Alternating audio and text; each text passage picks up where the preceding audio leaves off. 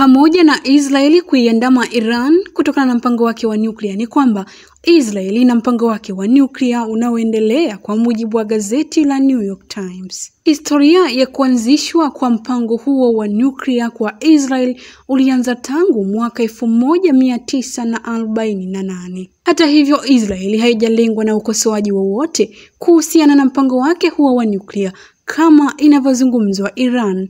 Hii ni TriGen Media. Israeli ina takriban vichwa 90 vya nyuklia vya kivita na nyenzo za kutosha kuzalisha hadi mamia ya vichwa hivi vya nyuklia, kwa mujibu wa ripoti ya kituo cha kudhibiti silaha na kuzuia kuenea kwa silaha na mpango wa tishio la nyuklia. Shirika la kimataifa la nishati ya atomic linalosimamia nyuklia la Umoja wa Mataifa limetathmini kuwa nchi 30 zina uwezo wa kutengeneza silaha za nyuklia, lakini ni nchi 9 tu ndizo zinazofahamika kuwa nazo. Hata hivyo, Israeli ndio taifa pekee linaloshika nafasi ya pili kwa udogo kati ya nchi hizo 9, ikifuatiwa na Korea Kaskazini pekee, kwa mujibu wa kikundi cha utetezi kilichoshinda tuzo ya Nobel ya kampeni ya kimataifa ya kukomesha silaha za nyuklia.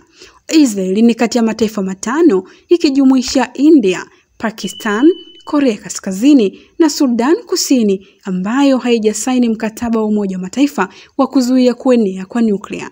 Israeli inatengenezea silaha zake za nyuklia huko Dimona, eneo ambalo wakaguzi kutoka shirika la kimataifa la nishati ya atomic hawajawahi kufika katika eneo hilo kufuatia kutokuwepo makubaliano na Israeli ambayo yanawaruhusu shirika hilo la Umoja wa Mataifa kufika huko.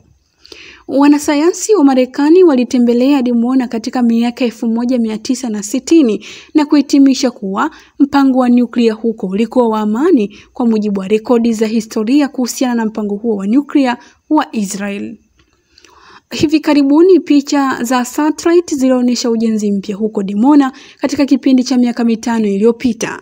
Kwa uchache, wataalamu walisema kituo hicho kinafanyiwa uboreshaji unaohitajika. Hivyo hatua ya Iran kunyoshewa kidole kuhusiana na mpango wake wa nyuklia kwa picha ni kwamba unakuwa na utata, ukizingatia Israel nayo ina mpango huo. Hii ni TriGen Media.